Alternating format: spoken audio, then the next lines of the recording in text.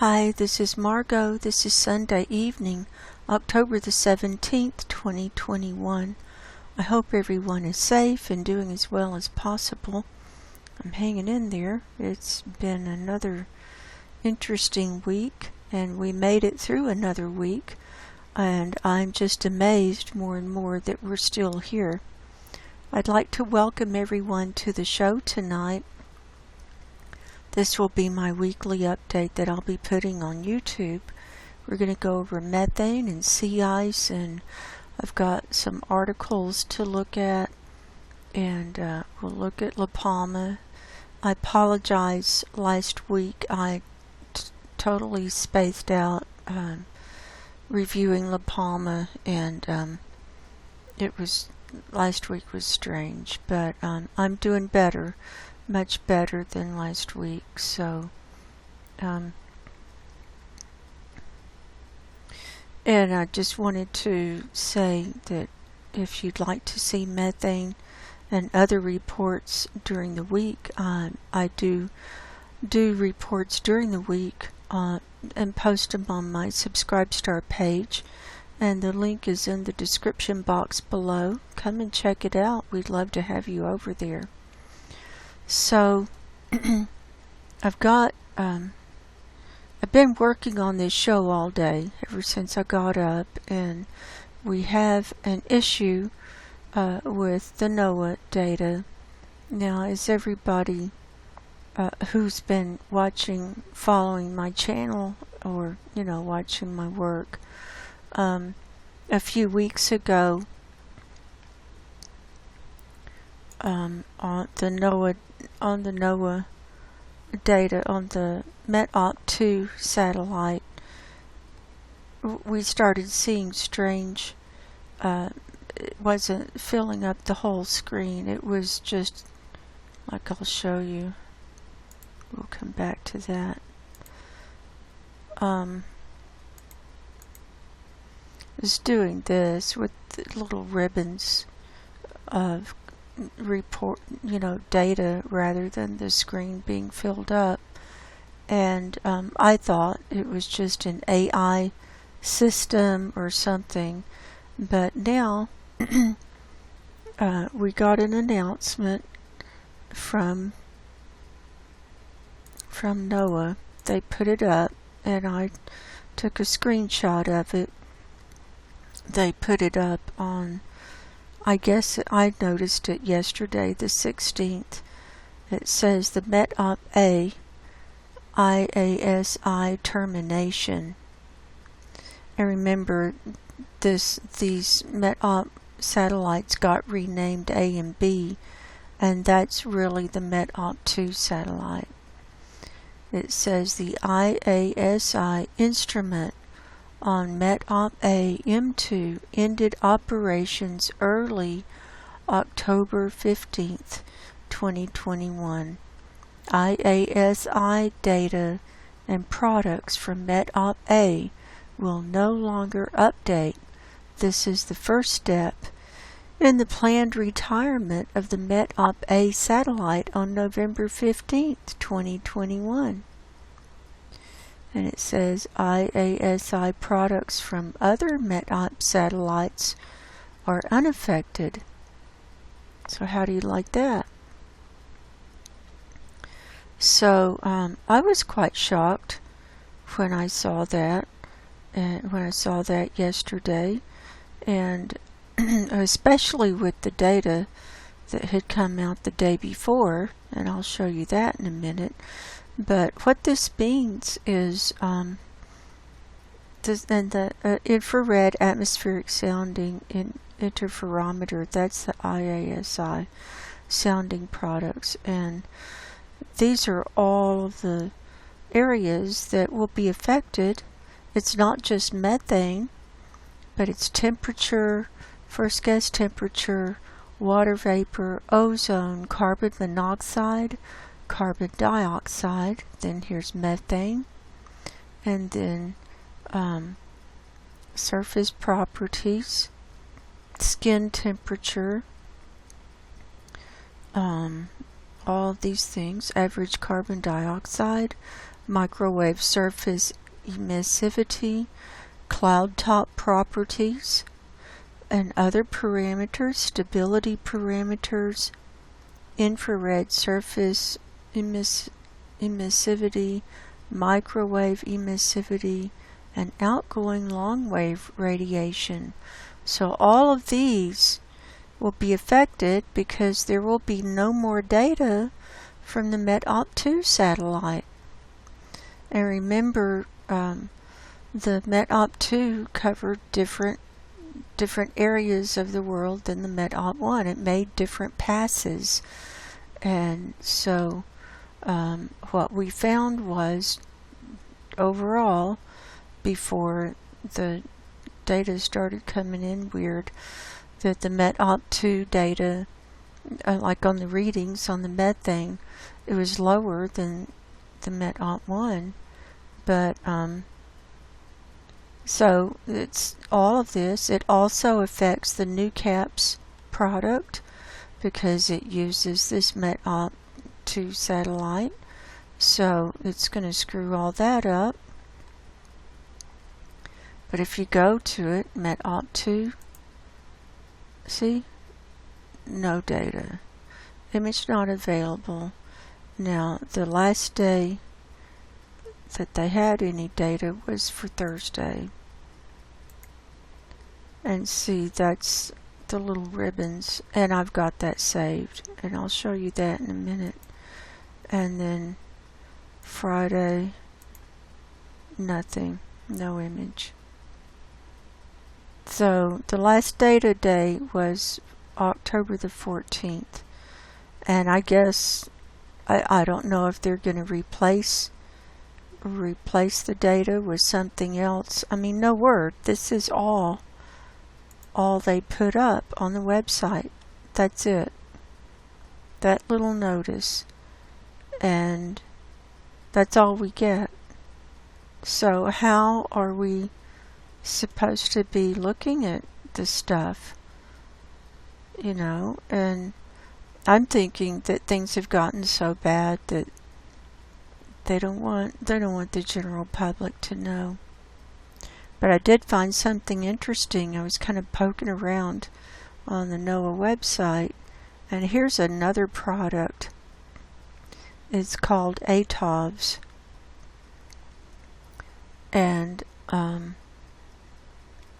they've got the notice up for the METOP-A termination, but guess what? So it uses these satellites, NOAA 19, METOP2, and METOP1. So here's METOP2, and let's just see if there's anything here. And we default to Saturday, and it's the same satellite. And look, there's data, and this is temperature. It's all right there. So the METOP2 is still working. They're not using the data. I mean, that's my interpretation. If anybody has any other ideas, you know, I would appreciate it. And see, here's the morning one, morning reading, and we can even go down. We can look at what layer thickness. See, everything's there for this ATOVs. And METOP2, brightness, temperature, see? Now that looks like some bad data there. See, it's all blacked out on some of those. Anyway, this just threw me for a loop, and I've been not the same after learning about this, and so it will change the way I report on methane, obviously. But let's go over the data that I have. And this is from the 14th, and this was the last day that we had the 4 readings. So this is from the METOP-1, aka METOP-B satellite, for the morning on the 14th. This is the 477/469 millibar reading. The mean or average was 1929 parts per billion. The high reading was 2649. In the afternoon, the mean was 1927. The high reading was 2501. And then here's the METOP-2, aka METOP-A satellite that's being retired. And we're seeing fewer little strips here. But they came up with a mean. This is their data that they're reporting. The mean of 1927 parts per billion. And this high reading of 3706. What is this about? I've never seen it this high. And so it's somewhere in the pink zone. I don't know where. I'm assuming somewhere in the Arctic, because that's, or it could be anywhere where you have the bright pink, and on CAMS it would show up as the dark reddish brown. And then look at this one in the afternoon. The mean was 2048. Are you kidding me? I've never seen it like this. And the high reading was almost 4,000, 3979. That's absolutely the highest I've ever seen it. I don't know if it's bad data or what, but I just find it really curious that then no more readings from METOP-2 after the 14th, after we have this. So I don't know what to think. And then here it is for the 16th, for yesterday. This is the METOP-1 or METOP-B, and the morning, and the mean was 1929. The high reading was 2441. The afternoon, the mean was 1929, and the high reading was 2336. So if we take the data that they're giving us, this is what our chart looks like. And I took that data from the 14th for our data for this week, because that was the last day we had the four readings together. And it averages out to be 1957.75 parts per billion. That's an increase from last week of 30.5 parts per billion. And you can see the line just went straight up. 30 parts per billion. It jumped up 33 parts per billion in one day. So I'm saying we had a blowout, if this is correct. And there's no way to know if this is correct, because they're taking it down. They're not reporting on that satellite anymore. Not for this stuff.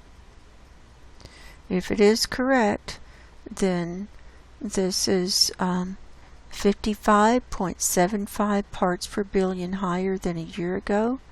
And since I started tracking this, well, Dave Alcock and I first started tracking this together March of 2019. He was tracking it, and then I was posting his data, and then I decided to start tracking my own. And he does wonderful reports too. So they're a little bit different from mine, and but we both depend on this NOAA data. And so since March the 1st of 2019, it's gone up 100.5 parts per billion. So, it could be we had a blowout, and it's gotten so bad that they're just taking it down. They're just not going to make it available to the general public for this data. And then if we look at the daily data, here's what happened this week. Here we were on my report last week. We were at 1927.25. We'd gone down 2 parts per billion last week. Then on Sunday it went up 1. I went down 1.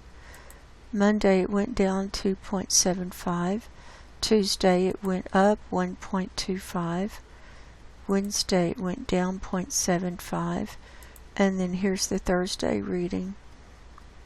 And so if it's correct, it went up in one day. It went up 33.75 parts per billion. So I don't know what any of this means. It's just, I don't know if this data is correct in the first place. And then it's just really curious that right after we have this seeming blowout, then no more METOP2 ever. So what's that about? So we've got METOP1, and so what can we do with that? So I guess what I can do, I've been thinking about it. I'll track the METOP1, and we'll see the methane rising or falling from there. But that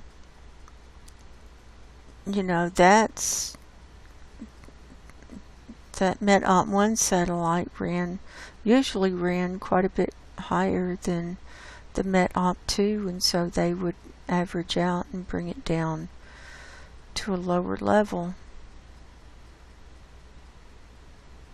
So I don't know. And I just have so many questions. I would also like to know, when it went offline in September. It went offline the first part of September. Nothing from METOP2 for a while. And then when it came back online, on the 19th was when the METOP2 was just showing up as little ribbons with the data. That was the difference when it came back up on the 19th, with no explanation.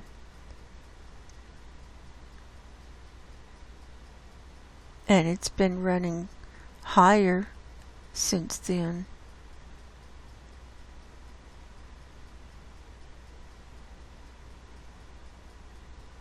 So there's that, and I just don't know what to say. I don't know what, if we're having a blowout, it would be nice to be able to have correct information and correct data.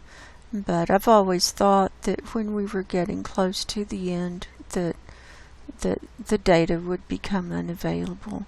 So it could be that we're that much closer to the end. And also the Navy website has been down for 2 days.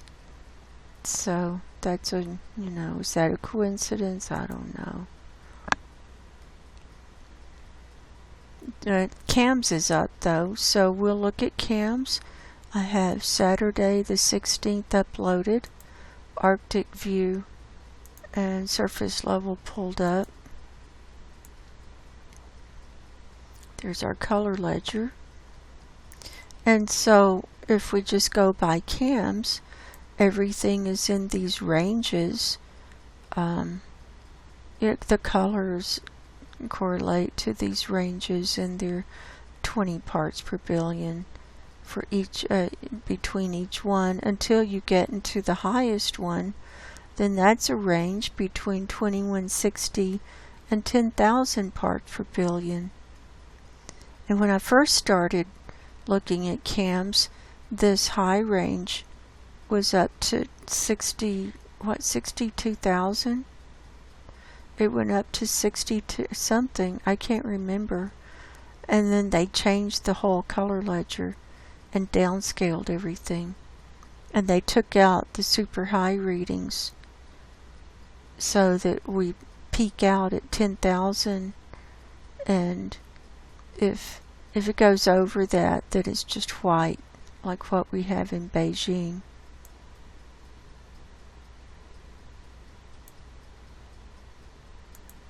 And so I liked the NOAA data because we had actual numbers. We had a mean, we had the high reading, the low reading, and then we had the colors to show us the ranges, you know. But you know, there we go. That's over. And so I'll still track what I can over there. It'll be the Met-1 satellite, and I can go back, and I was thinking I'd do a new spreadsheet where I just do the Met-1 data, and you know, we can have that at least, and then we'll see it going up and down.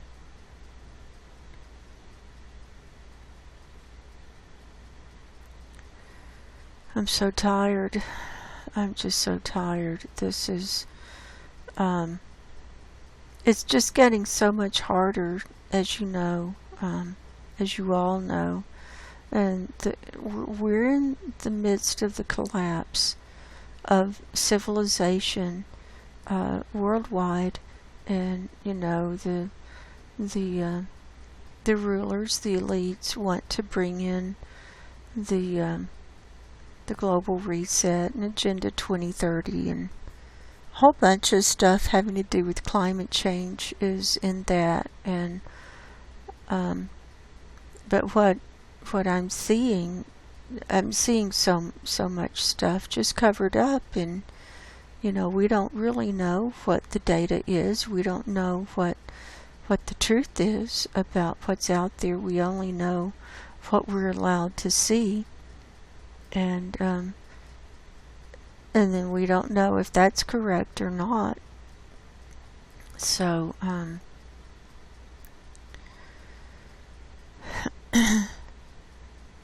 and you know, I purposefully do not talk about social or political things on this channel. I purposefully do not do that, although I do have my own opinions about what's happening, and anyway, it's all satanic. I mean, Satan is hard at work. I will say that Satan is hard at work, and if you've not gotten your spiritual house in order, I highly recommend it. And you're not going to get any protection from the dark side, and if you've aligned with them, I'm praying for you, because the only protection is from God and Jesus. That's the only protection, and that's the only truth, is through them and the Holy Spirit, and they can lead us to the truth.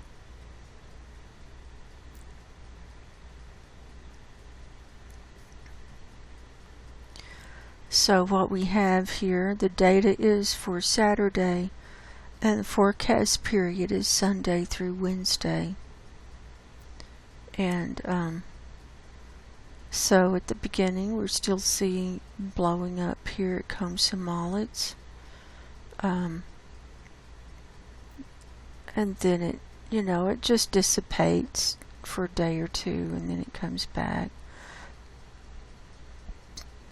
We've got these high readings moving out across Russia. You see the waves moving out.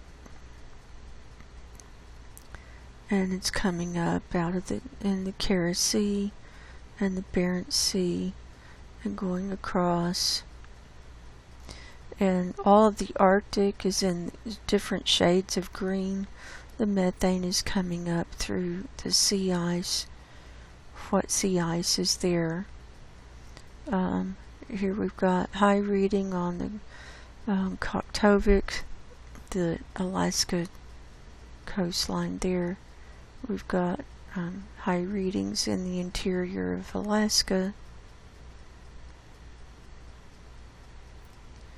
And these waves, see the waves moving out.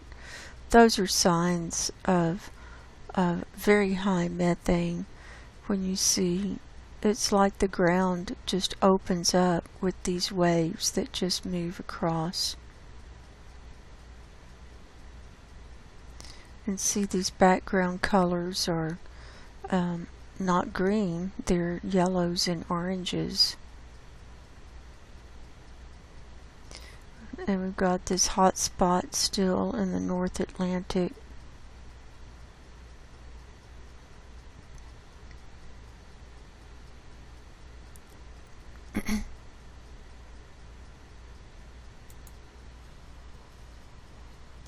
And we'll go to the North Pole view.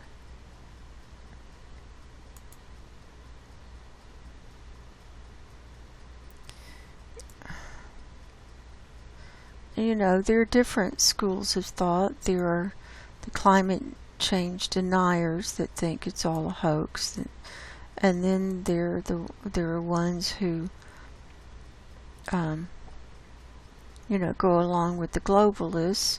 But and then there's a mix, and I do believe that we're in big trouble climate-wise, and it has to do with a lot of different things. It's not just from oil drilling or oil production, and the climate has been engineered, and it's been engineered for decades, and I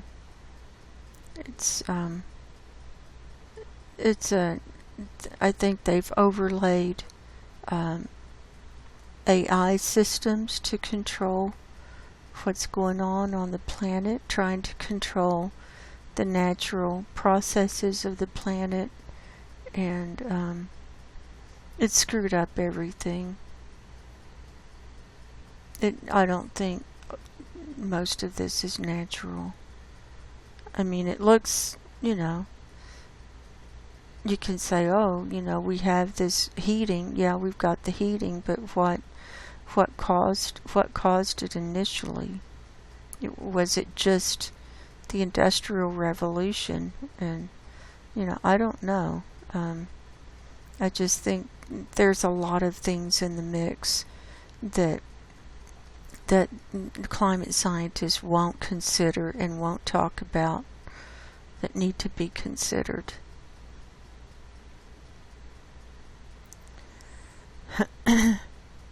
So here's the North Pole view. Look at Europe. You're covered up. Look up in the UK, Ireland. See this green wave. It's next to Africa. And see this wave moving across the Atlantic. That's a sign of very high methane. Here it comes. See it bursting out. Here it comes. And here's the Persian Gulf that's filling up. Here's India. It looks worse. And see it spilling out over the coastlines. So, see, it's very high methane coming up out of the ocean there. That's the Bengal Bay. And China, it goes through periods where it'll just release waves of this dark, look, this wave of dark coming up and then filling up. And, you know, no one talks about China and the methane and sulfur dioxide and all the pollutants. The same with India. No one talks about these countries, and they want to target the oil producers. But what is this about? When you see this, the whole big landmass, when you add up China and India, it looks like it's about as big as the US, or maybe even North America, with methane. So I'm just disgusted with it all.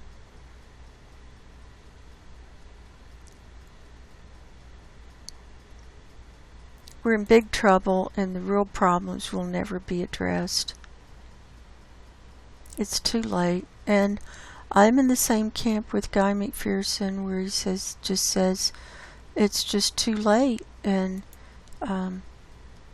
society is a heat engine, and I'm wondering, if the global supply chain collapses, is that going to shut down enough industrial stuff to cause the aerosols to fall out of the sky? And that was one of the things I want to know. Okay, I'm trying to load up the Antarctic here. See, it's not wanting to load. We've got methane coming up here on this Larsen B ice shelf. We've got it coming up on the Brunt ice sheet. We've got it coming up here on the Amory ice sheet, and here on this northern point. Look at this. Let's see. We've also got it coming up on this little elbow. This is Pine Island Glacier. It's right in there, so it's right next to that. We've also got it coming up here in the Ross Sea on the coastline.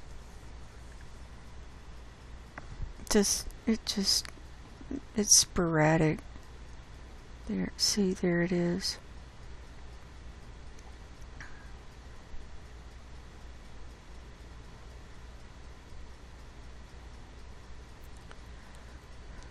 Look, it's coming up by that little island again. This is in the Weddell Sea.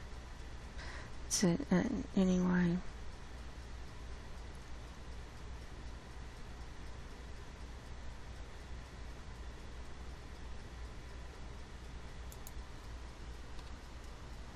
Now we're seeing more dark blues in the southern hemisphere. So, parts of the world, methane is going down. But, other parts it's not, obviously. Okay, here's the global view. We'll look at that.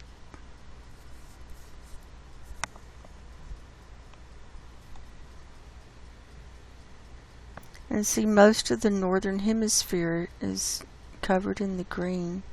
And see, in the US, see, the background color is all green now. Usually there's some blue, but that's popped up. That's another sign of very high methane. When you see the green covering this whole west side of the US. We've got very high readings all the way down in California. Let's see, on this east coast. Anyway. And now see, we're getting more of the dark blue, which is the next color down. That's 1800 parts per billion. This is surface level, remember. This lighter blue is 1820. And we see the little purple there. That's the next color down from the dark blue. So that's 1780. That's a little spot in the Pacific that's a little bit lower.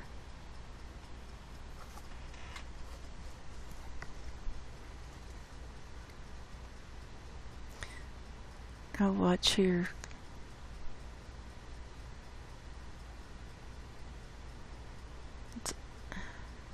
I'm looking for the white spot.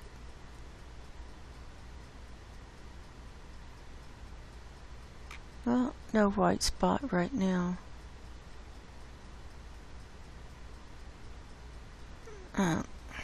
Not today. Normally we see a white spot at Beijing.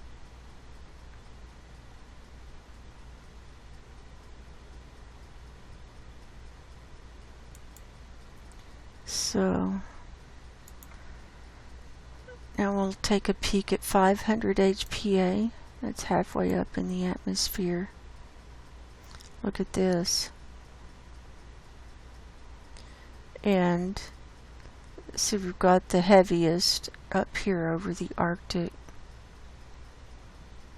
And this is Severnaya Zemlya. And there's a big patch of dark. See? Well, if I refresh, we'll get the correct color ledger here.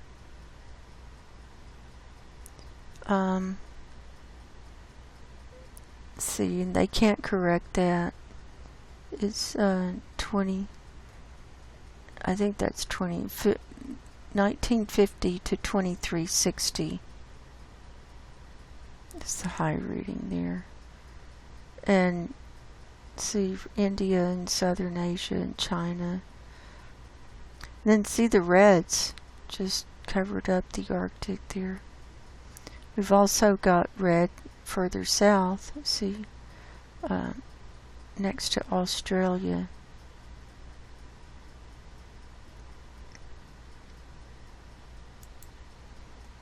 And we'll look at total column.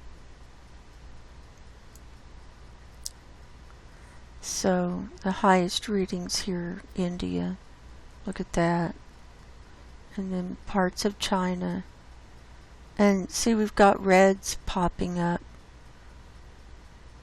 in a lot of different places. We got reds here on the west coast of the U.S. and in the Pacific. We've got reds here over the Persian Gulf. And if we zoomed in on some of these, we would see more reds. So there's that. Gonna close that. Here's sulfur dioxide from today. We can see it's still just billowing out of La Palma. And see, it's really covering. We've got high readings all across the planet. Here it is at 500 HPA. See, and here's where it's most concentrated. I guess it's gathered there from La Palma, just over North Africa.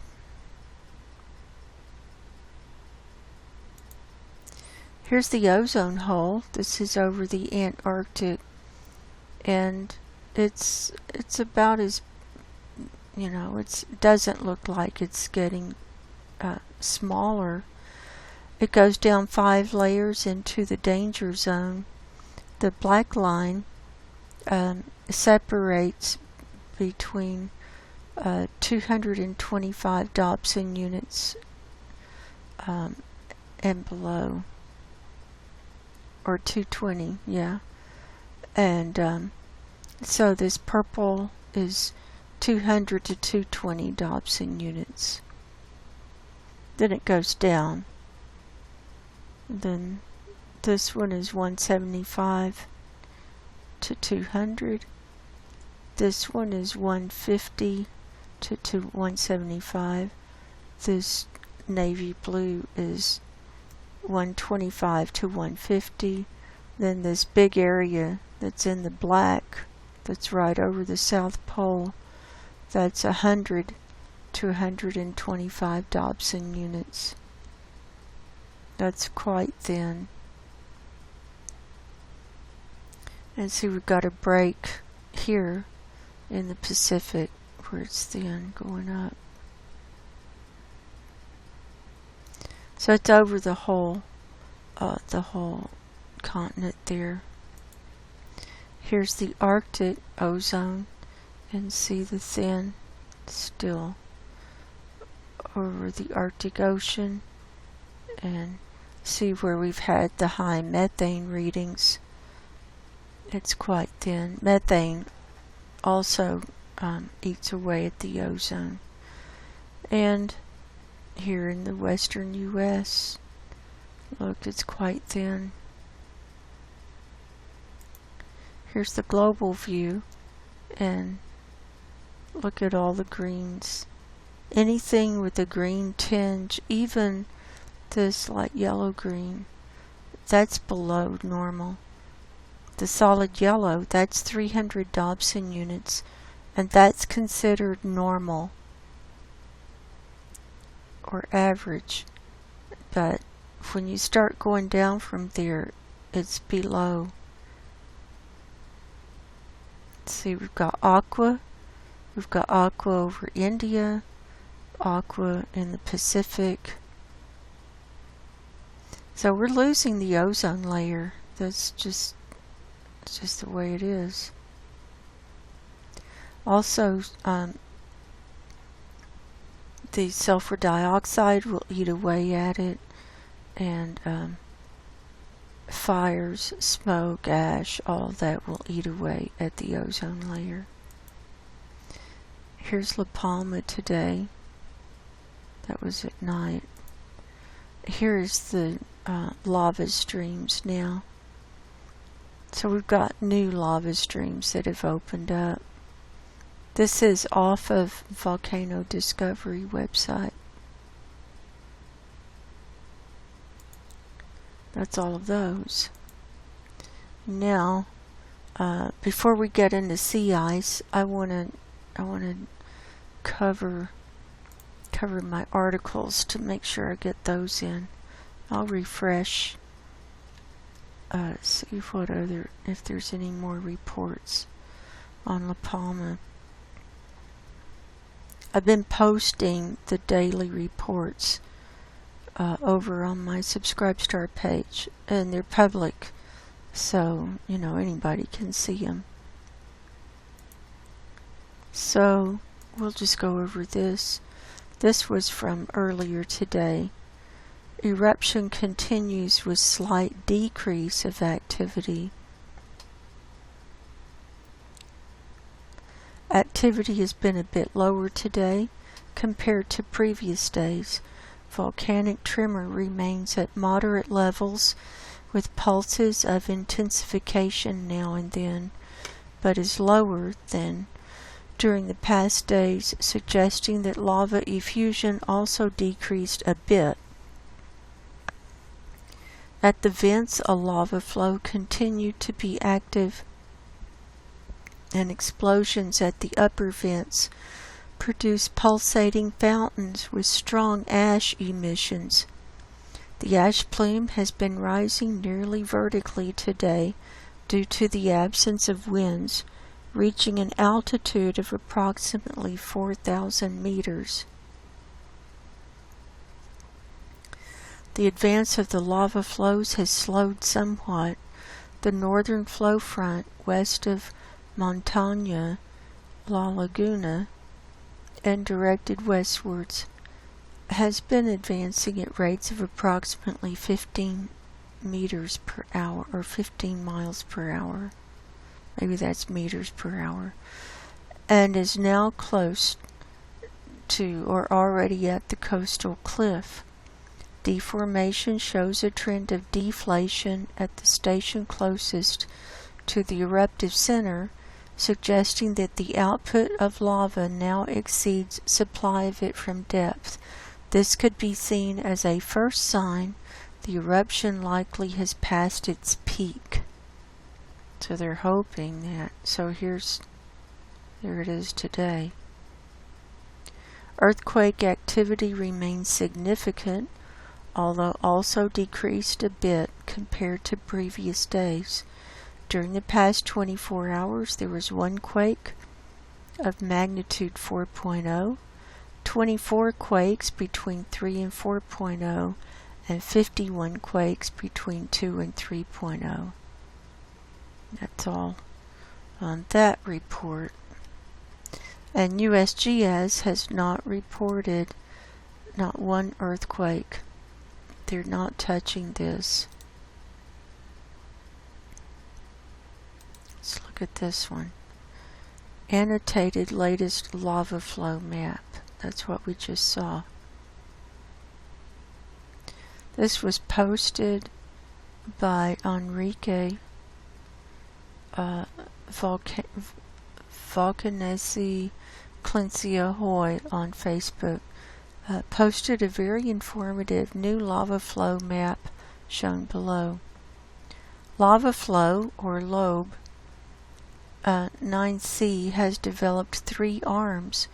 One of them, the one located more to the north, traveled about 450 meters since yesterday's position and is likely going to reach the ocean in the course of this evening, destroying on its way banana fields. The flow destroyed the Spar supermarket in La Laguna, but fortunately only few other structures. As to the northern flow, 10A and 10B, the flow fronts appear to have stopped. The flow arm 10C, which advanced a lot yesterday, has almost stopped, advancing only a few tens of meters. New lava outbreaks have appeared in the highest part of the flow field, the most energetic of which is shown as 10D arm. So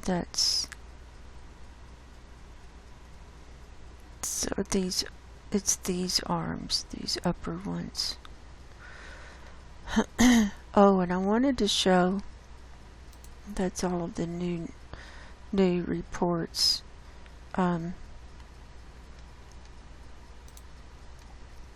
This is from Zoom Earth. If you zoom in, and while it's still dark there, you can, and I've got the heat layer turned on, you can see that where the lava is going. See? So here it is, more north. And yesterday we were seeing red dots on this east side. And see, the lava is still, it's still heat, very hot here in the ocean, but it's still flowing. See, this is still flowing into the ocean. And it's making like extensions. The lava is extending the island somewhat. I'll show you what it looks like on NASA Worldview. Where are we?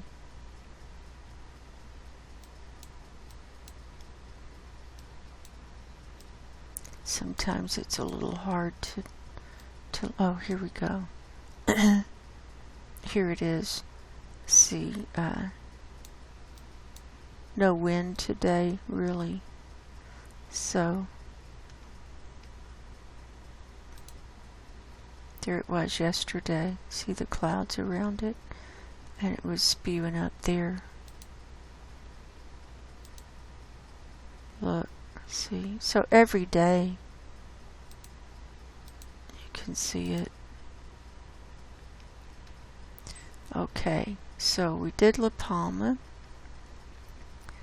My next article, this is moving on to the Arctic. This is from the Barents Observer, and this is new, it just came out.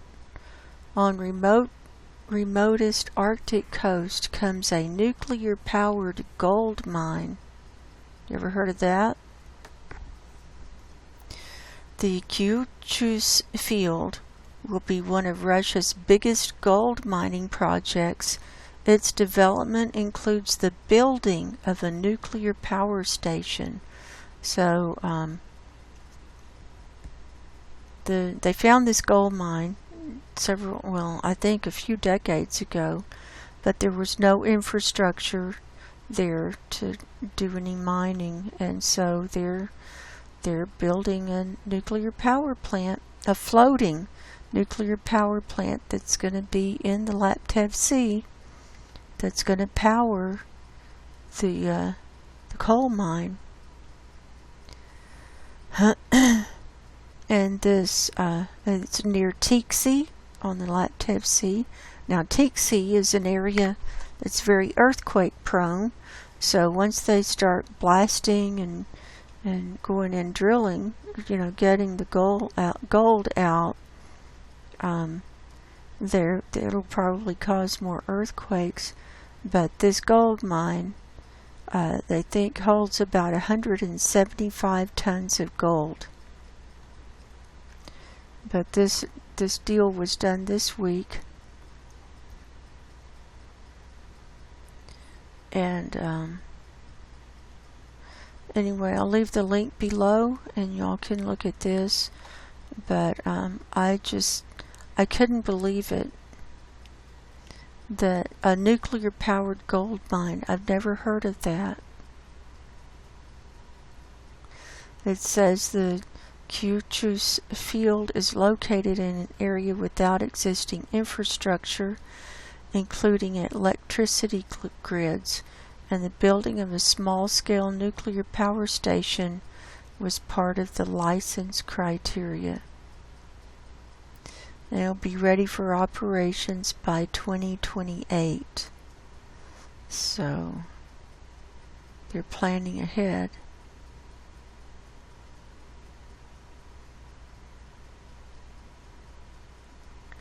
And here they talk about, this is not the only floating nuclear power plant. They've got plans for more. In addition, come plans for a number of more nuclear projects, among them seabed and onshore mini reactors, as well as nuclear-powered military weapons. Planned annual production of the Kuchus is 10 tons of gold. It is likely to be exported via the seaport of Tiksi and the Northern Sea route. So that'll all be opened up by 2028. There won't be any more sea ice by then. And they can just go wherever. So the major gold field was discovered in 1963.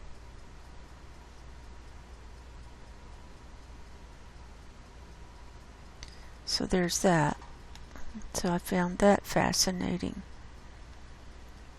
And so here we are with all the radiation and everything, and the methane. And now they're going to have nuclear power plants and gold mines right there in the Laptev Sea. So go figure. That's, if they're wanting to save the planet, that's just a hell of a way to do it. Now, I've got one more article to share, and this has to do with the Antarctic. I found this hidden. I had to scroll down and find, I had to do a search. It was hidden on this report from October the 5th on National Snow and Ice Data Center. It said September turning, and this is where they announced the minimum this is like the big follow-up for the minimum sea ice extent for the Arctic, and they did a whole big overview, and I've already covered the first report. Here's where the little wispy ice has grown back so far. Anyway, you can read that if you want. But hidden, buried at the bottom of that page, I would think that the Antarctic would deserve its own page, but no, it doesn't even get its own page. I think they're trying to hide how low it is right now. It says Antarctica's unusual sea ice maximum. As noted in our earlier posts, Antarctic sea ice extent has been above average for the past several months. Yes, they were very proud of that, culminating in late August when extent was the 5th highest in the satellite record. However, since peaking on September 1st, sea ice extent has declined steeply. At the beginning of October, Antarctic sea ice extent was nearly 600,000 square kilometers, or 232,000 square miles, lower than the beginning of the month. The maximum observed on September 1st was 18.75 million square kilometers, or 7.24 million square miles, and is very likely, yes, to be the annual maximum for the year, marking the second earliest seasonal maximum in the 43-year satellite record. Sea ice loss since September has been greatest in the Ross Sea, Bellingshausen Sea, and Weddell Sea sectors. For the interior of the Antarctic continent, specifically the region near the South Pole, the winter of 2021 was among the coldest on record. But you have to remember also, last summer it was one of the hottest on record. So anyway, I'm not going to read all that.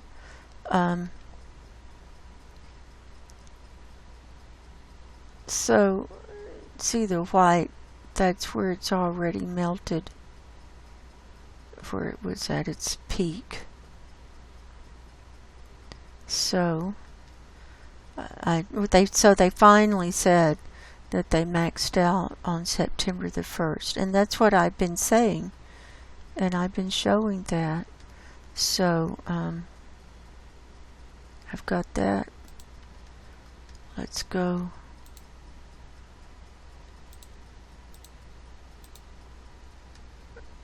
Did I save that one? No, I thought I did. I need to save that one. We'll look at this.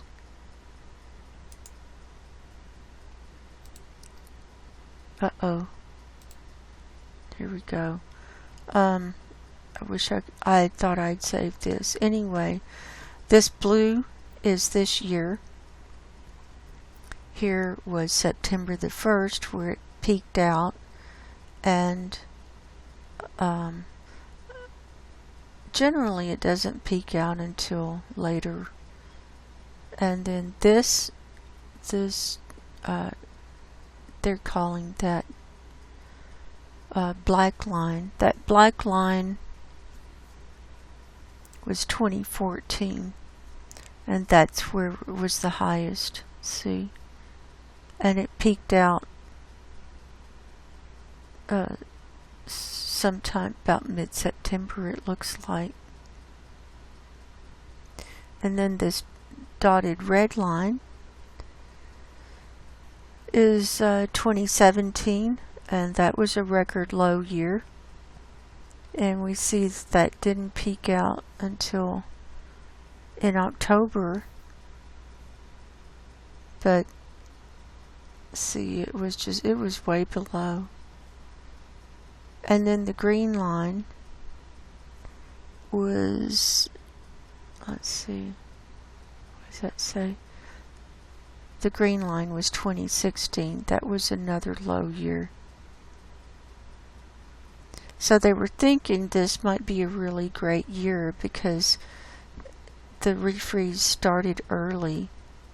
I mean, it started early, and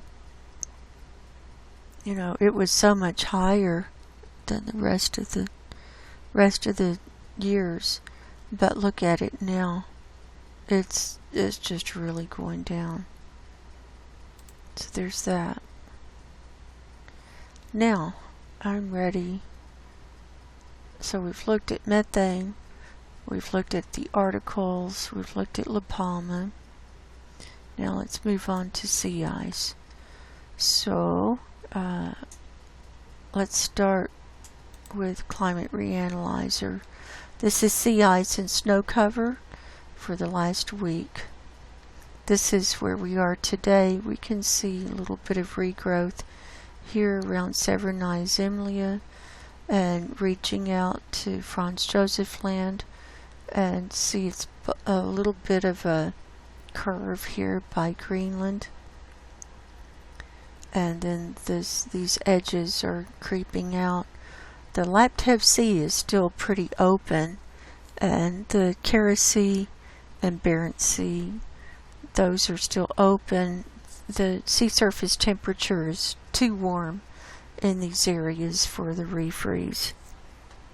And we're seeing a little thin layer coming back at this East Siberian Sea up to the Siberia coastline, and in the Chukchi Sea, and not a whole lot of regrowth in the Beaufort Sea, just a little bit. So here we were last Sunday when I did my report. So we'll just click through. Here's Monday, Tuesday, Wednesday, Thursday, Friday, Saturday, and today. And we're also seeing the whites come in. That's the snow here in Canada, Alaska, Russia. And see, you can see it coming down. We had snow Monday where I live, Monday morning. Not for long. It was kind of a rain-snow mix, but it melted really fast. Just a little bit, maybe about an hour it came down. But normally we don't have the first snow of the season until usually mid-November to Thanksgiving. So it was definitely early. Now, this is the latest Navy data. This was from the 15th. This is the sea ice thickness for the Arctic. The bright aqua is about 2 meters thick, and then it goes down from there. Oh, I didn't mean to go that far in. So here on the 15th, you can see the regrowth with the light lavender, and wispy. It's where you see the white. That, see, it's in the process of refreezing there. Here in this East Siberia Sea, and just a little wisp around the coastline there, but a lot of open areas still here in the Laptev Sea. And see, the Kara Sea's open, Barents Sea's open, and Svalbard is open. This east side of the ice, it's has a hard time refreezing up to Svalbard because this is a warm area for the water. And here's where it's come back around Greenland, and a little bit of refreeze starting here in this North Baffin Bay, and a little bit in the tributaries. Here north of Greenland, we've got some aqua coming in around the coastline. Now this Lincoln Sea, and maybe someone can help me out on this, see how thin that still is, and that's not thickening. I don't know if there's something keeping it warm, keeping it from refreezing there to a thicker level. I just don't know. There's also, see this line above Greenland that's thinner than the aqua here. I don't know why that is. And then here in quadrant 4, we're just starting to see some thickening going on here in the Beaufort Sea, and this kind of weird looking exclamation point, which is what's left of the thicker sea ice from this year. It's not really changing that much. It's not dwindling. It's not getting thicker. It's about the same, but we are noticing movement from the ice drift. It's starting to pull this stuff away from the coastline, and it's starting to slide down towards the Beaufort Sea. And that's what happened to the ice, the thicker ice. It was multi-year ice that was left up here at the end of the melt season last year, and we watched that big piece just painstakingly slide down. And then these little nubs, that's what's left of it, these little aqua nubs.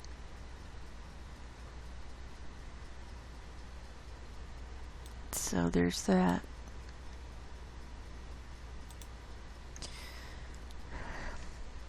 Here's the 30-day animation. The forecast goes back 3 weeks. The data goes back 3 weeks. The forecast goes out to Friday, so we can see what the forecast is here.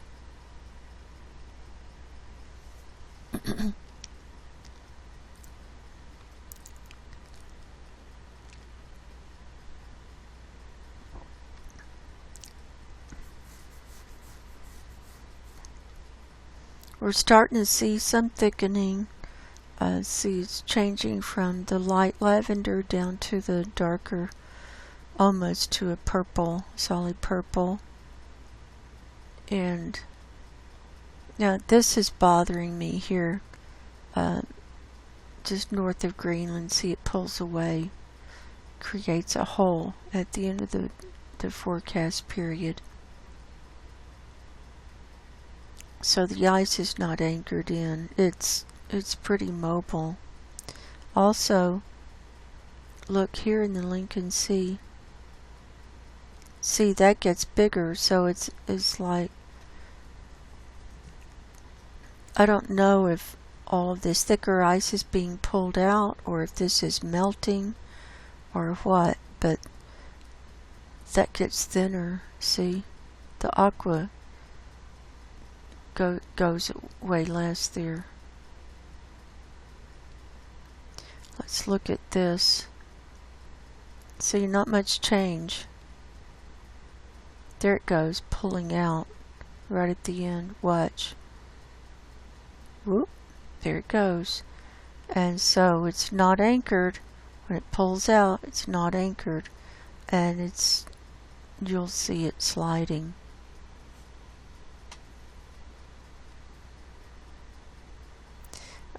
I'm not seeing much thickening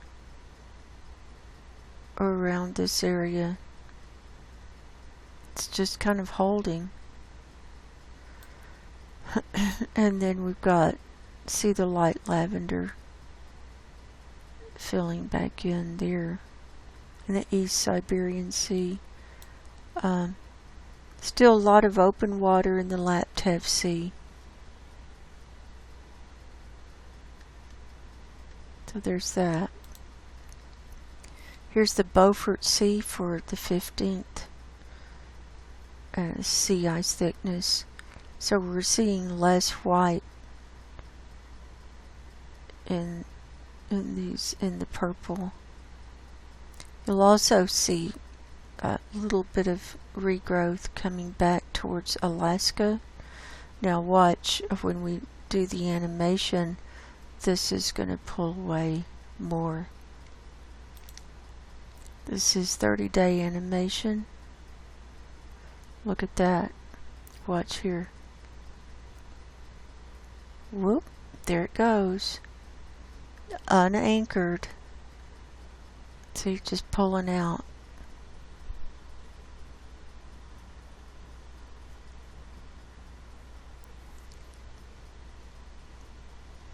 We're seeing thickening happening, just ever so slightly. Not much regrowth. Just a little bit, not much though. So there's that. Do I have Antarctic? I don't know. I doubt it. This is from National Snow and Ice Data Center today. This is sea ice yesterday. This is sea ice concentration. So this matches up with what we just looked at on the Navy model, with it being quite thin. See, the darker the blue it is, the thinner it is, and the less concentrated it is. And here's the sea ice extent for today, or yesterday, sorry. The blue line is this year, this dotted line is 2012, and this gray line is average. And it's still coming back, but now see how 2012, even though that was the lowest on extent, it started really refreezing at a steeper rate, or a lot more. And it looks like we're going to meet up with 2012 with the extent.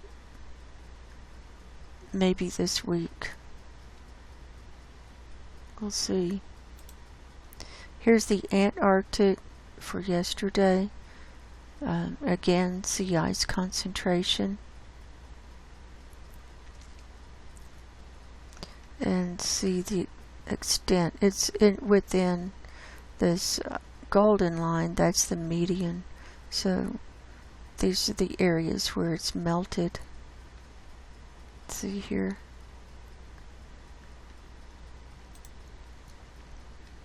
Here's the Antarctic sea ice extent today. So here's where it peaked out on September the 1st. And then it took a nosedive and then leveled out.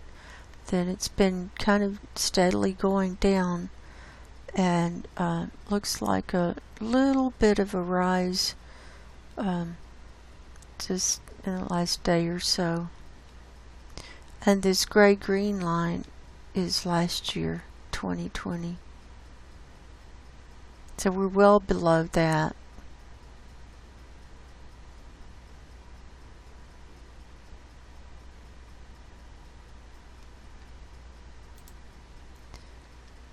What is this? Oh, we saw that. That's all of those. Now, let's move on to Climate Reanalyzer. Here are the 2-meter temperature anomalies for today. This is air temperature. We can see we got red here over the Laptev Sea. And we've got reddish brown here over Russia. So let's see, we got brown here over the Barents Sea and Kara Sea. And see, Canada is warmer than normal. Now we got blue right in the basin, and see, Greenland is a lot colder than normal.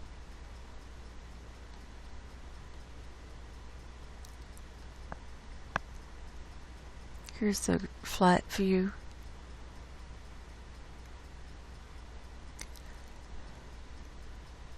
So worldwide we're up 0.2 C, higher than normal, so that's gone down. Northern hemisphere is up 0.7 C. The Arctic is 1.6 C, higher than normal. The tropics are up 0.4 C. Southern hemisphere is down 0.3 C. And the Antarctic is down 2.2 C. That's lower than normal.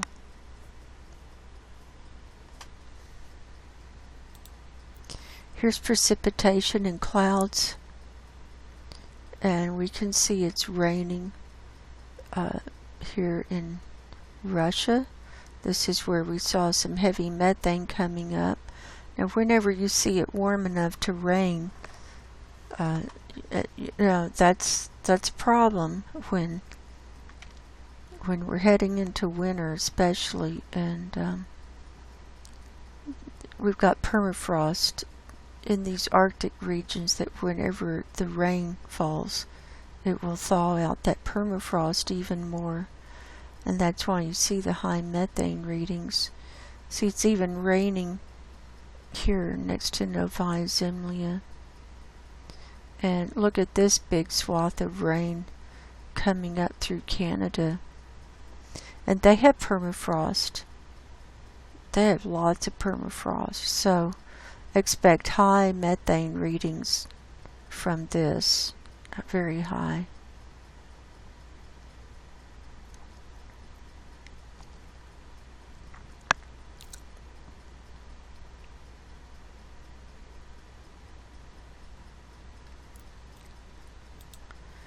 Here are the pieces of the jet stream, what used to be the jet stream, and see it's getting looser.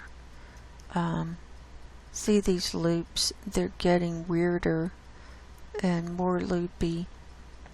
So the jet stream is definitely broken, and I don't know when it's going to go back or if it will go back. And southern hemisphere is broken too. And this is what causes the weather chaos and the extremes in the temperatures.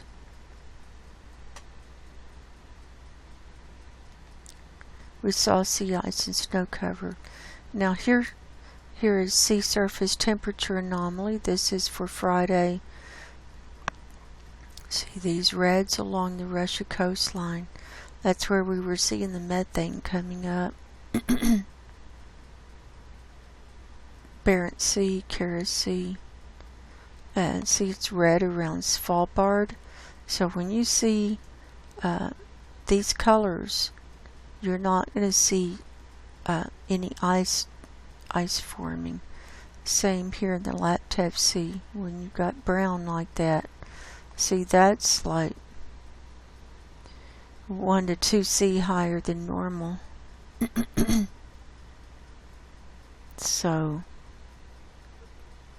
that's not going to be refreezing. It's got to get colder. Same thing here in the Baffin Bay.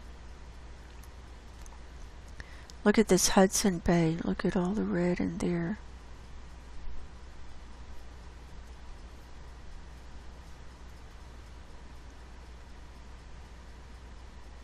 Here's the global view.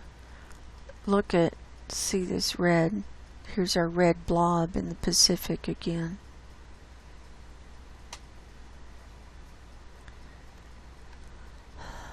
Worldwide, we're still 0.5 C higher than normal.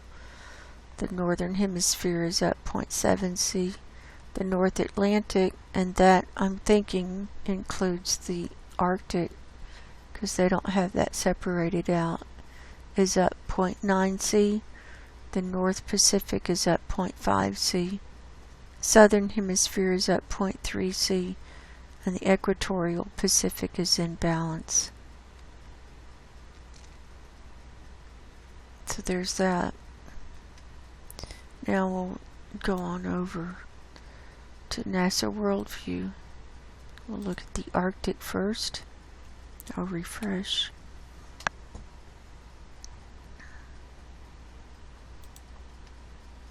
So this big black circle, this is where we can't see because the sun has gone down, or is going down. So probably by next week, we won't be able to see any sea ice. It'll all be in the dark, probably.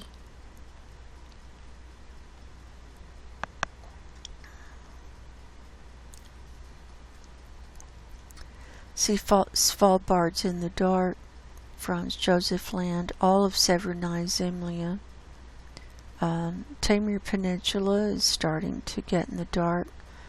Novaya Zemlya is about to go dark, and so on.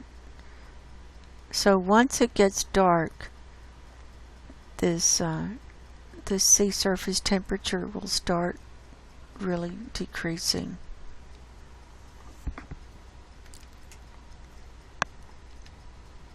So let's turn on, this is the sea ice concentration layer, and we'll turn off the clouds, and we can see where we're at. So what we want to see is solid white showing good concentration.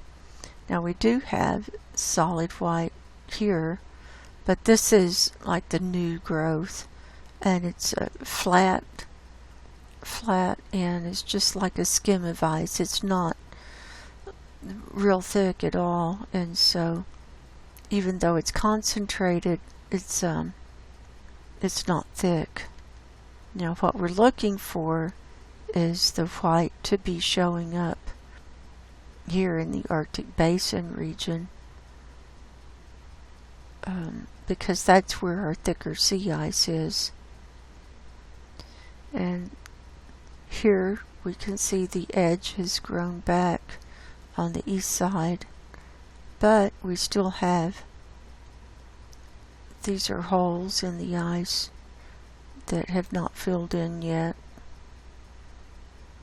And see here, it's come back here in the Laptev Sea. See, it's coming back around the coastlines. This is New Siberian Island, so that's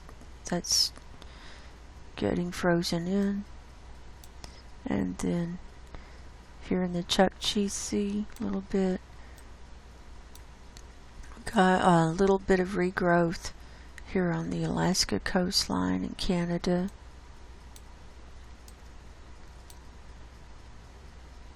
But see these colors around the coastline here on the Canadian archipelago. This is where the ice has pulled away, or it's, you know, it's in motion. It's pulling away. Here's Greenland. So let's go back. Let's go back a couple of weeks, since I didn't show sea ice last week. So 2 weeks ago was October the 3rd, and we'll see what it's done. Well, let's just go back to the 1st. We'll see what it's done this month. Here we go.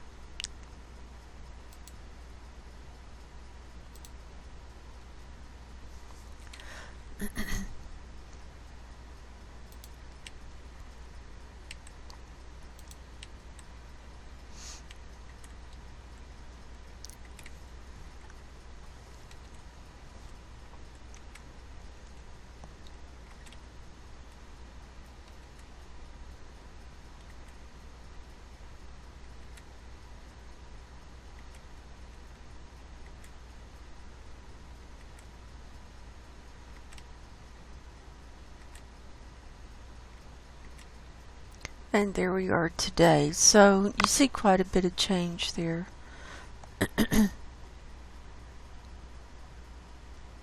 So let's turn off the clouds, or turn on the clouds, turn off the sea ice layer, and we'll zoom in. And let's see if we can see anything here. So here's sea ice. We're looking through some clouds. See, there it is. There it is. There are the pieces.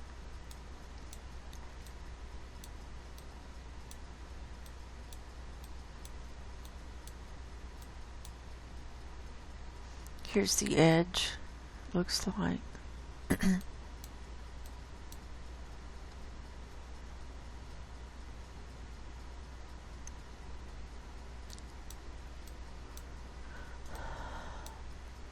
Here's Alaska.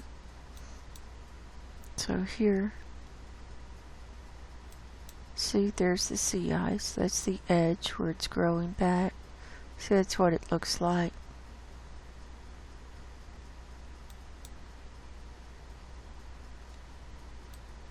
Let's see.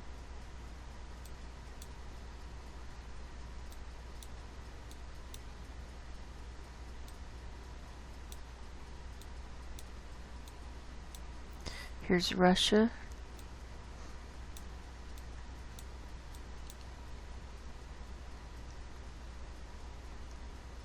There's still a lot of open water, even though they've got some little wispies coming back. See, there's wispy ice in there. See, we're looking through some clouds here. Here's New Siberian Island. See, here's the wispy ice. See, through the cloud. And we've got some weird colors because the sun is at an angle. It's down much lower on the horizon. See, here's sea ice. There it is coming back right around the coastlines there. See?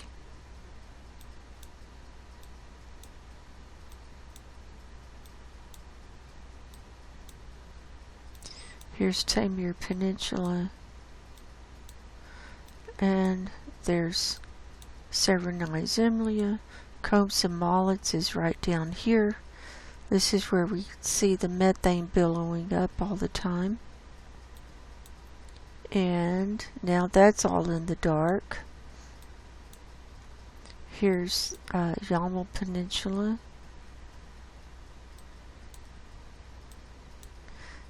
Here's Novaya Zemlya. See, that's going dark. Lots of clouds. It's raining here today.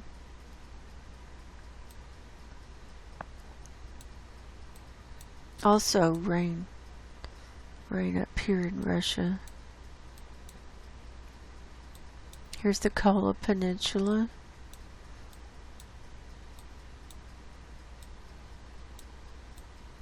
And Greenland, and here's the ice. See the wispy ice coming back?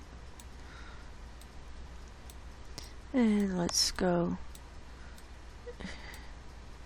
Here's the Baffin Bay. Nothing there. See, that's still open. And southern end of Greenland. All this is open. No ice there. And that's what we've got today.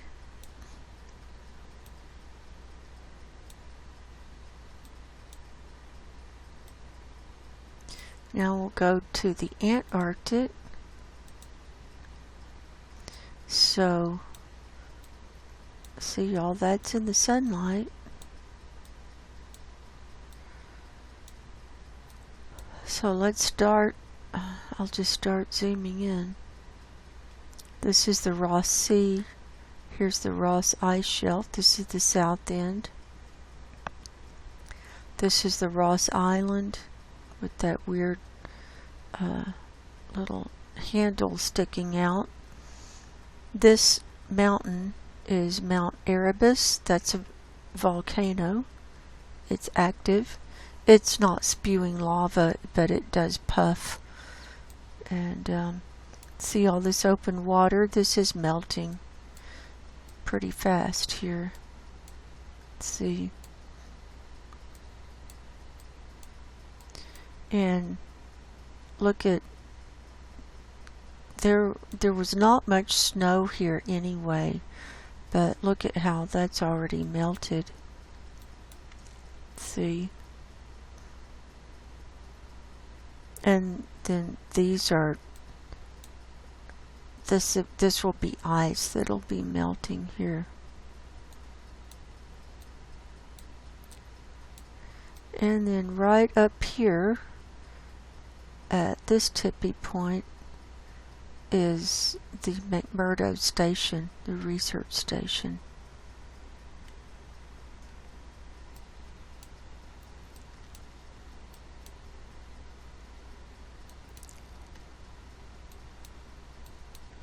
See these mountains? Not much snow at all. Look at that.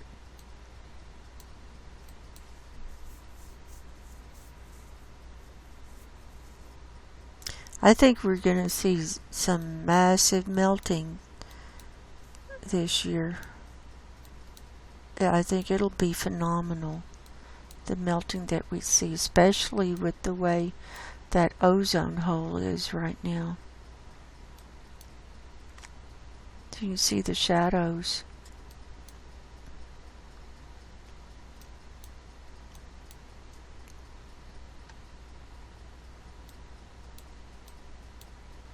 Okay, here's open water. This is one of the areas where we see methane popping up. See, right around here and coming around. Open water. See.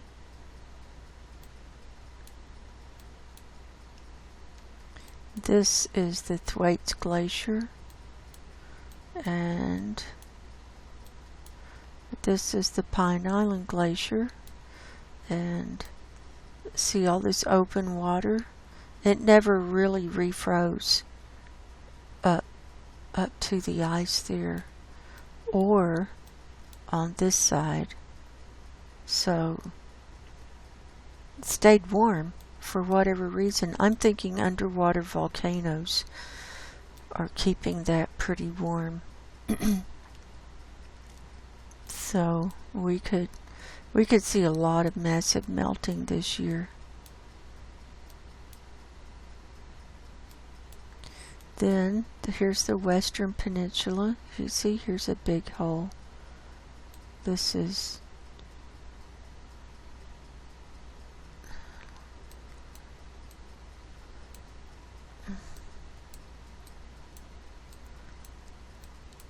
so here's the Larsen C ice shelf. This is where that A68 broke off. And look at all this open water. Right up in here in this area is the Larsen B ice shelf. This is where we're seeing methane come up pretty constantly. Here's this tippy point of the Western Peninsula.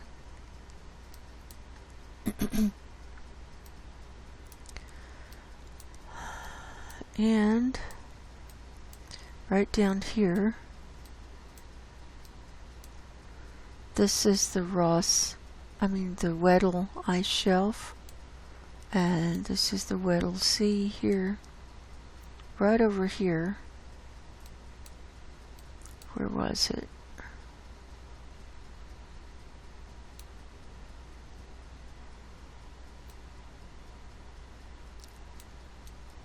Oh, right up here. This, I'm thinking this piece that we're seeing right here is A76. That's what broke off right down here. I'm thinking that's it. There's so many clouds, it's hard to say. See, it's cloudy almost all the time down here. Now I see the shadow there. That's where it broke off. It was right before they went dark in their winter. So it's really scooted around.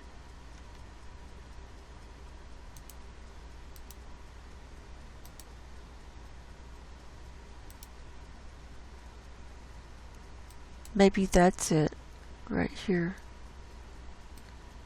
I think that's it. Sliding along the coastline. Then over here, this is the Brunt ice sheet. See the little half moon? That's my landmark. See the open water? Now remember when the piece broke off here? This is that iceberg. It moved during the winter time for them in the dark. This piece, it traveled around, traveled right down and turned, and it's right here.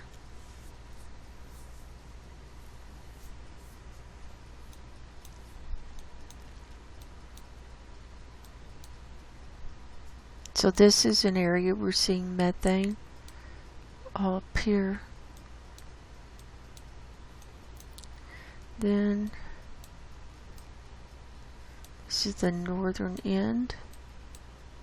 This little point I'm thinking is where we see the methane come up. And then look at this east side. Look at all this open water. Here's the Amory ice sheet. This is where we see methane come up. See, we've got open water right up to the ice there.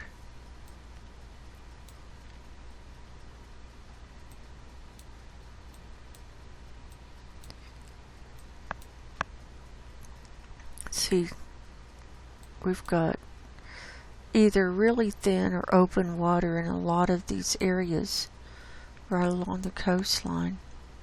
See?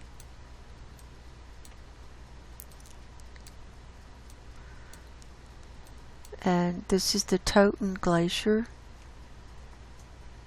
right here.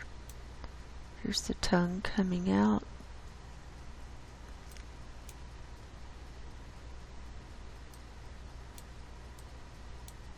So that's our first really good look at Antarctica today. Or the first good look of this season.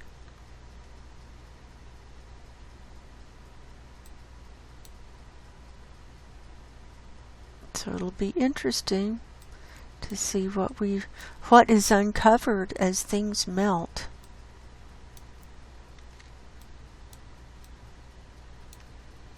Now, let's move on to earthquakes. I know this is going to go long. I knew it would. I'll just show you. Well, I've got them. I've got the pictures here. This is from today. 236 worldwide. See, we've got, this was a 4-something up here, right by Svalbard. We're going to see more and more of these. So we've got one here in Russia. We've got quite a few 5s. See the big dots? Here in the lower 48, there were 140 today. Southern California had 22. The largest was a 2.5 at Redlands. Searles Valley Ridgecrest had 28. We've got a swarm going on, or a cluster going on at Olancha. The largest was a 4.0. That came in at 6:19 this morning. 4.2 kilometers deep.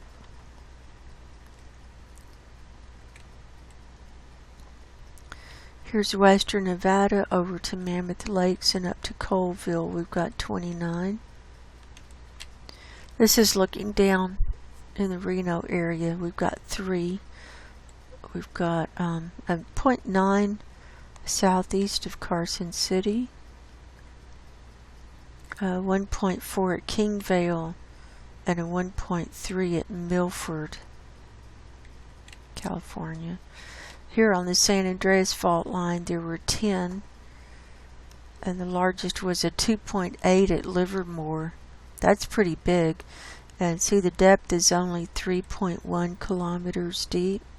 This came in last night at 7:55 p.m. Here the geysers had 34. The largest was a 2.4. This is the Pacific Northwest over to Yellowstone. We've got 11 today. Texas and Oklahoma, there were 4 together. We had 1 up here right on the state line between Oklahoma and Kansas. This was a 2.0 near Brahman, Oklahoma. And then here in West Texas, we had a 2.9 and a 3.4 at Mentone, and then a 2.9 just further west. And here is an unusual earthquake, a 2.1 near Lincolnton, Georgia, and it looks like it's right in the Savannah River. And it's right, it's just right there between South Carolina and Georgia. That came in at 12:01 this morning, Pacific time. Here is this 4.7 right on the red line between Svalbard and Greenland. This is in the Fram Strait. This came in at 1:37 this afternoon. Puerto Rico and Dominican Republic area had 11 today. And here we're looking at Mexico and Central America. We've got 3. We've got 2 off the coast of Panama, a 4.5 and a 4.2. And then 4.4 on land in southern Mexico near Emiliano Zapata, Mexico. Here South America, there were 4 today. We've got 1 just at the tippy point and then 3 kind of clustered up here. These are in the 4s range, 4 and 4.4. Hawaii had 21 today. The largest was a 3.8 at Pahala. Alaska had 39. Now that's a really low number for Alaska, so I'm wondering if pressure is building for a big one. Here in the South Pacific, we've got 7 in this picture. 5.1 Kermadec Islands, 4.7 Kokopo, Papua New Guinea, 4.3 Tobelo, Indonesia. That one was 231 kilometers deep. 4.4 Lata, Solomon Islands. 4.6 Palau Sula, Indonesia. 4.9 Port Olry, Vanuatu. This is the West Pacific. We've got 6 in this picture. We've got 3 stacked up here.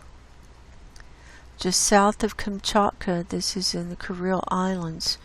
This is Russia territory, 4.5, 5.0, and 5.2. So those are some big ones.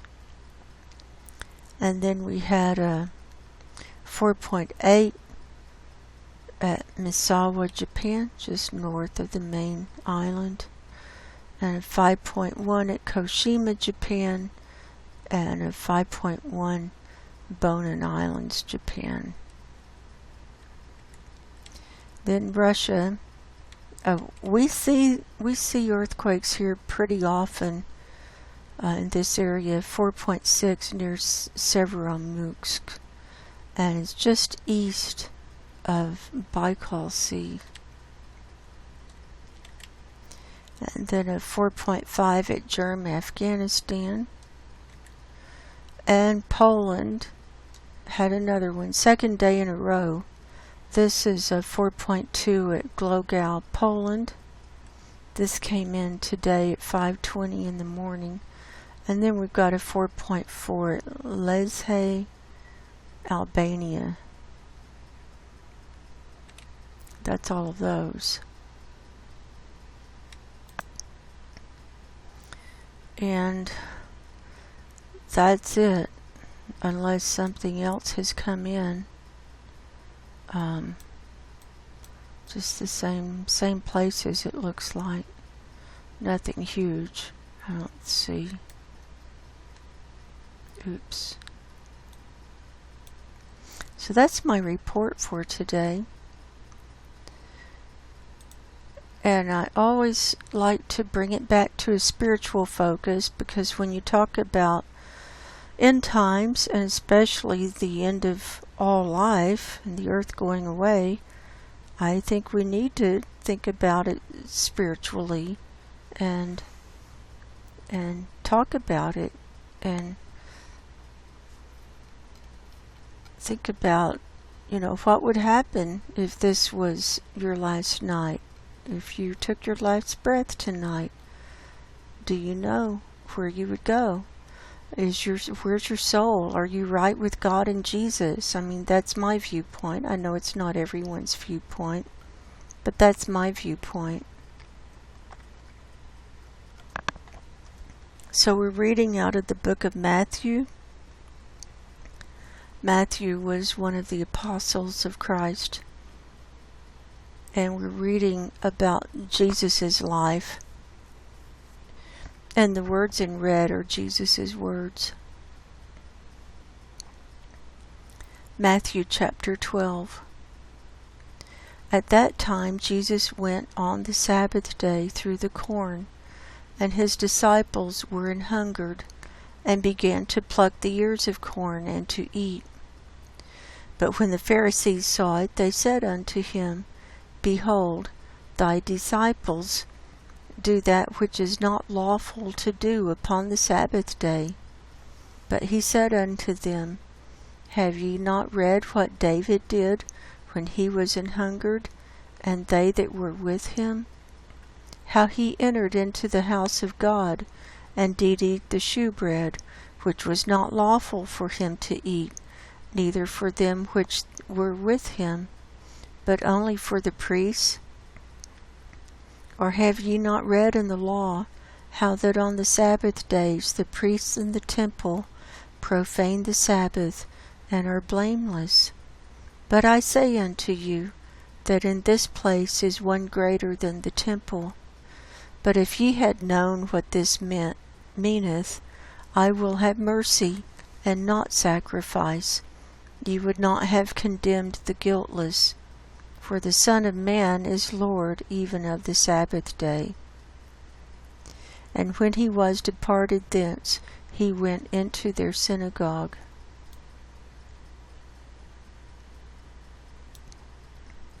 And behold, there was a man which had his hand withered. And they asked him, saying, Is it lawful to heal on the Sabbath days? That they might accuse him. And he said unto them, What man shall there be among you that shall have one sheep, and if it fall into a pit on the Sabbath day, will he not lay hold on it and lift it out? How much then is a man better than a sheep? Wherefore is it lawful to do well on the Sabbath days? Then saith he to the man, Stretch forth thine hand. And he stretched it forth, and it was restored whole, like as the other.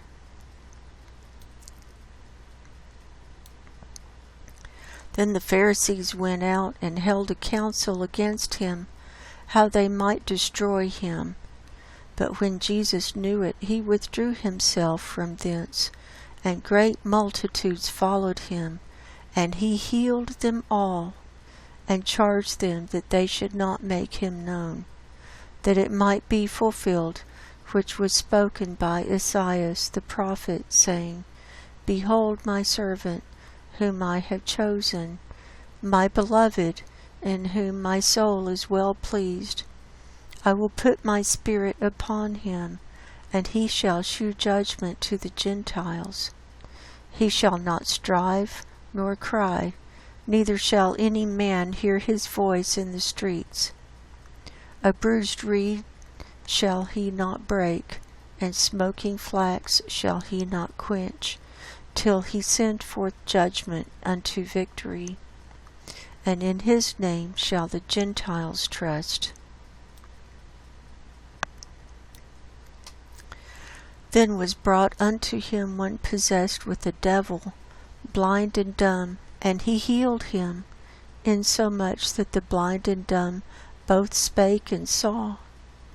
And all the people were amazed, and said, Is not this the son of David? But when the Pharisees heard it, they said, This fellow doth not cast out devils, but by Beelzebub the prince of the devils. And Jesus knew their thoughts, and said unto them, Every kingdom divided against itself is brought to desolation, and every city or house divided against itself shall not stand. And if Satan cast out Satan, he is divided against himself. How shall then his kingdom stand? And if I by Beelzebub cast out devils, by whom do your children cast them out? Therefore they shall be your judges. But if I cast out devils by the Spirit of God, then the kingdom of God is come unto you. Or else how can one enter into a strong man's house, and spoil his goods, except he first bind the strong man? And then he will spoil his house. He that is not with me is against me, and he that gathereth not with me scattereth abroad.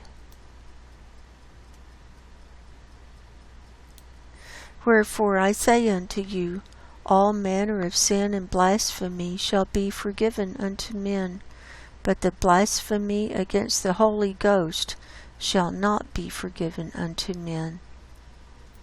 And whosoever speaketh a word against the Son of Man, it shall be forgiven him. But whosoever speaketh against the Holy Ghost, it shall not be forgiven him, neither in this world, neither in the world to come. Either make the tree good, and his fruit good, or else make the tree corrupt, and his fruit corrupt. For the tree is known by his fruit. O generation of vipers, how can you, being evil, speak good things? For out of the abundance of the heart the mouth speaketh. A good man out of the good treasure of the heart bringeth forth good things, and an evil man out of the evil treasure bringeth forth evil things. But I say unto you, that every idle word that men shall speak, they shall give account thereof in the day of judgment. For by thy words thou shalt be justified, and by thy words thou shalt be condemned.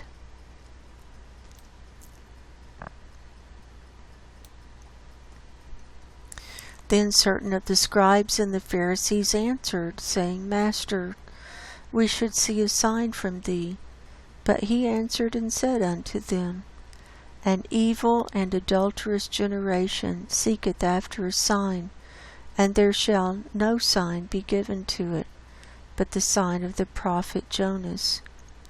For as Jonas was 3 days and 3 nights in the whale's belly, so shall the Son of Man be 3 days and 3 nights in the heart of the earth. The men of Nineveh shall rise in judgment with this generation, and shall condemn it, because they repented at the preaching of Jonas, and behold, a greater than Jonas is here. The queen of the south shall rise up in the judgment with this generation, and shall condemn it, for she came from the uttermost parts of the earth to hear the wisdom of Solomon. And behold, a greater than Solomon is here. When the unclean spirit is gone out of a man, he walketh through dry places, seeking rest, and findeth none. Then he saith, I will return into my house from whence I came out. And when he is come, he findeth it empty, swept, and garnished. Then goeth he, and taketh with himself 7 other spirits more wicked than himself, and they enter in and dwell there. and the last state of that man is worse than the first. Even so shall it be also unto this wicked generation. While he yet talked to the people, behold, his mother and his brethren stood out without, desiring to speak with him. Then one said unto him, Behold, thy mother and thy brethren stand without, desiring to speak with thee. But he answered and said unto him that told him, Who is my mother, and who are my brethren? And he stretched forth his hand toward his disciples, and said, Behold my mother and my brethren. For whosoever shall do the will of my Father, which is in heaven, the same is my brother, and sister, and mother. Matthew chapter 12.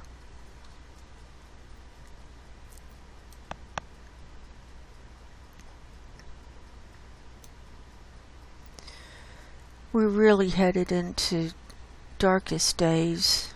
They're coming very fast, and I don't know how people are going to make it through without faith in God.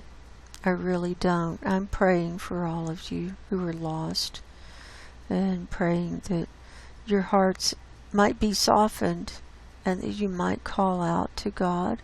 You might call out to Jesus and just say, Please, if you're there, please help me, please show me the way. And all you have to do, that's all you have to do. That opens the door.